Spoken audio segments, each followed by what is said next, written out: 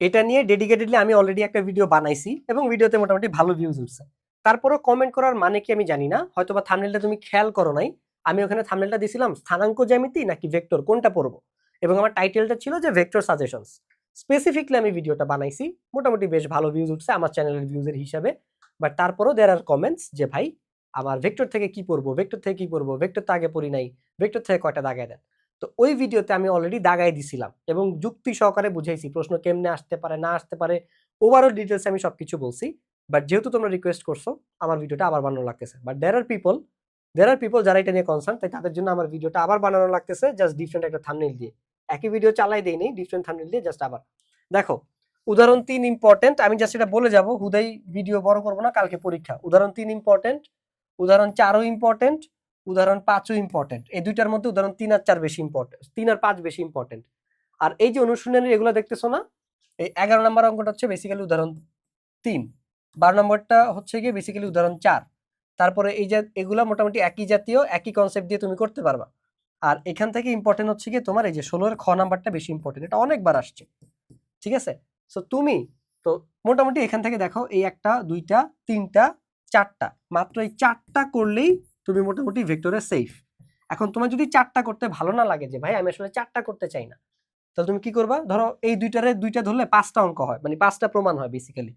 ঠিক আছে, ভেক্টর থেকে 5টা। এখন তুমি যদি মনে করো যে ভাই আমি 5টা আসলে পড়তে চাই না, আমাকে আরেকটু কমায় দেন, তাহলে আমি প্রায়োরিটি সাজিয়ে দেই, তুমি প্রায়োরিটি ওয়াইজ করো। ঠিক আছে, 1 নাম্বার সব থেকে গুরুত্বপূর্ণ এইটা, নাম্বার 1। ঠিক আছে, সেকেন্ড ইম্পর্টেন্ট হচ্ছে কি এই যে এইটা। এখন 13 14 যে কোনোটাই আসতে পারে, আমি এই জন্য এই দুইটাকে আমি সেকেন্ড ইম্পর্টেন্ট রাখতেছি। থার্ড ইম্পর্টেন্ট হচ্ছে কি আসলে এইটা। ঠিক আছে, তারপর এটা হচ্ছে কি ফোর্থ, এটা আসলে ফিফথ বেসিক্যালি, এটা আসলে ফিফথ। ফোর্থ হচ্ছে কি উদাহরণ 5। ঠিক আছে, ফোর্থ হচ্ছে কি উদাহরণ 5। সো তুমি ইম্পর্টেন্স ওয়াইজ পড়তে পারো। যদি কিচ্ছু না পড়ো, যে ভাই আমার তাও পড়তে ভালো লাগতেছে না, ভাই আমার পেইন লাগতেছে, তুমি 15 নাম্বারটা পড়ে যাও। কেন জানো? 15-এর মধ্যে এই যে লুকিয়ে আছে গুপ্ত, এই যে দেখো, এই যে তুমি উদাহরণ 11 নাম্বারটা দেখতেছো না, 11, এই যে 11 নাম্বারটাই হচ্ছে কি এইটা, বা 11 বা উদাহরণ 3।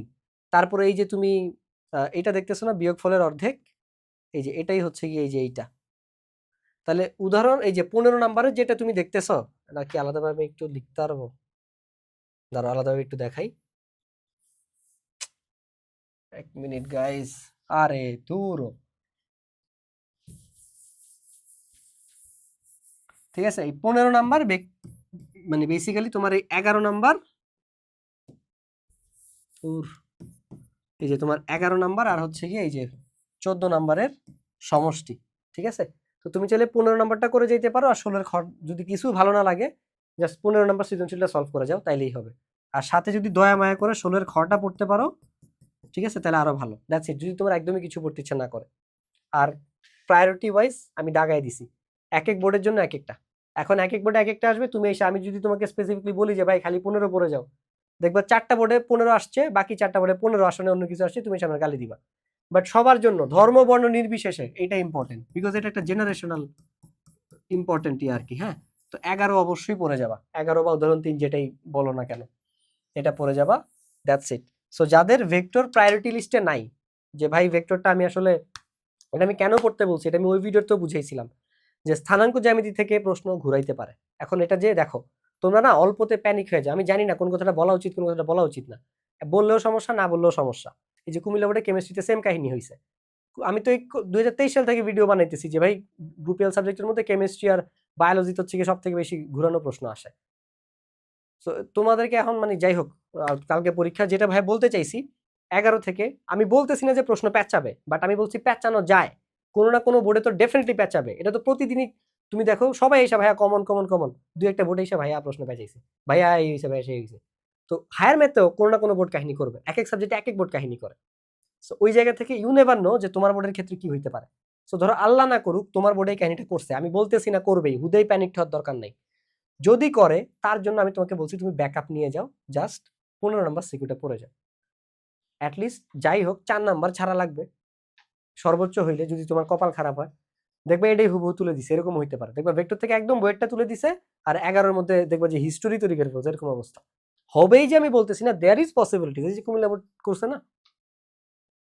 তো এক এক বোর্ডে এক এক সাবজেক্টে কাহিনী করবেই, সো এই জন্য আমি দিয়ে দিতেছি আর কি।